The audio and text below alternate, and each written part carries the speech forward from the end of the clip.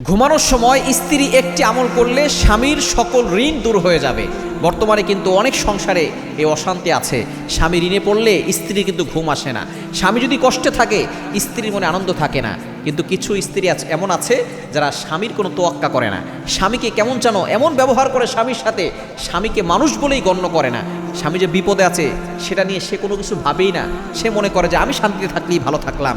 স্বামীকে আরও জোর করে যে তুমি আমাকে এটা করো, তুমি আমাকে সেটা করো, খবরদার এটা কখনো করবেন না।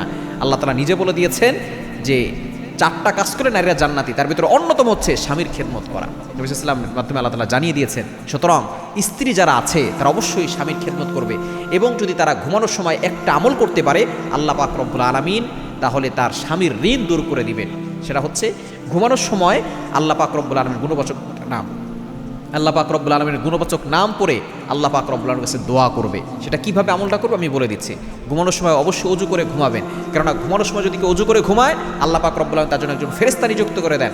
এই ফেরেশতা তার জন্য দোয়া করতে থাকে, এই ফেরেশতা তার জন্য মাগফিরাতের জন্য দোয়া করতে থাকে এবং তাকে পাহারা দিয়ে থাকে। সুতরাং ওযু করে আপনি প্রথমে 3বার দুরূদ শরীফ পড়বেন। এরপর আল্লাহ তাআলার গুণবাচক 2টা নাম ইয়া রাজ্জাকু ইয়া মালিকু, এই গুণবাচক 2টা নাম 11 বার পড়বেন। শেষে আবার 3বার দুরূদ শরীফ পড়ে আপনি আল্লাহর কাছে দোয়া করবেন, আল্লাহ আমার স্বামীর রিজিকের ভিতরে বরকত দাও, আল্লাহ আমার স্বামীর ঋণ দূর করে দাও, আমার স্বামী অভাবে আছে, কষ্টে আছে, আল্লাহ তার সকল কষ্ট দূর করে দাও, অভাব দূর করে দাও। এভাবে যদি টানা 21 দিন আমল করতে পারে অবশ্যই আল্লাহ পাক রব্বুল আলামিন এই আমলের মাধ্যমে স্বামীর ঋণকে আল্লাহ তাআলা দূর করে দিবেন।